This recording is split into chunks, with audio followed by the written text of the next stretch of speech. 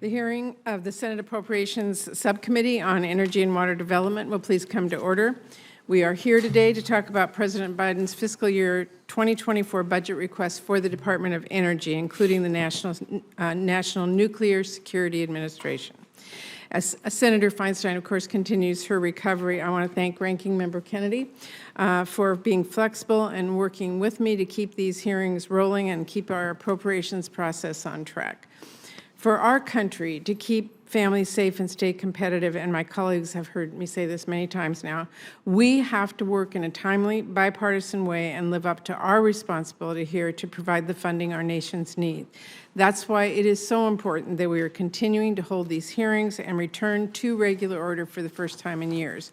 After all, our competitors, like China, are not waiting for us to work out our differences and fund our government, and they certainly aren't considering trashing their nation's credit or cutting the investments that keep them competitive, like some House Republicans are suggesting we do.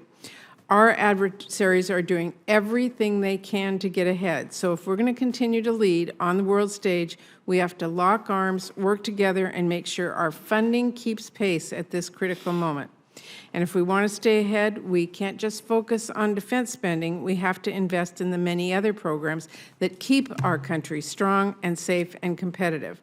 Today's hearing is a prime example because the work happening across the Department of Energy has tremendous implications for our national security and our global competitiveness. The Department of Energy supports critical programs to keep our energy supplies cheap, clean, and abundant, so people can go about their day and everyone, from mom and pop shops to large corporations, can do their business. DOE keeps our energy grid secure. It reduces our dependence on foreign energy. It drives down energy prices and a lot more. And the department is leading the way on scientific discoveries supporting cutting-edge research, like the research happening at the Pacific Northwest National Lab in my home state of Washington. Advancements within our national lab system, like those we regularly see at PNNL, send a message to the world that our nation is still a global leader in scientific discovery. It's also a reminder to us all why we must continue investing in research.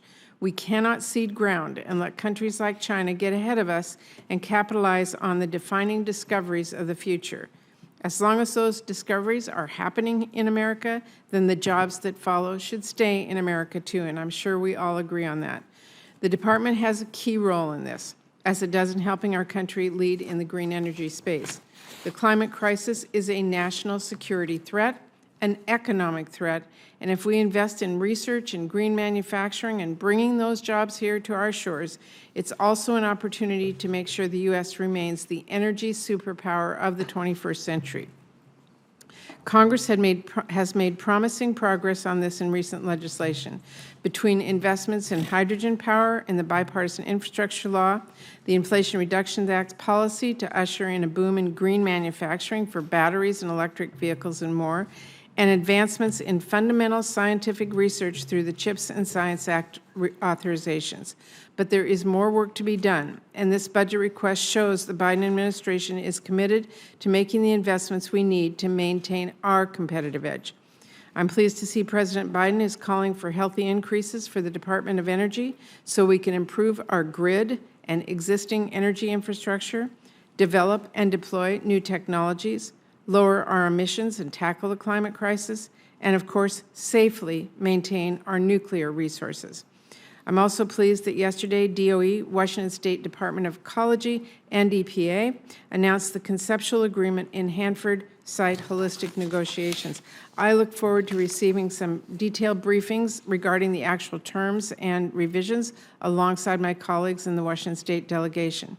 To that end, while I'm glad to see this budget request includes the largest proposal ever to see the essential cleanup efforts at Hanford site in Washington State, I'm concerned that at the same time, this budget increases nuclear weapons activities by 10% while increasing nuclear nonproliferation and environmental cleanup efforts by less than 1%.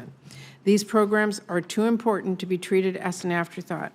Just as safely maintaining our nuclear weapons program is a critical responsibility, so are our nonproliferation and legacy nuclear waste cleanup efforts, which help keep risks in check.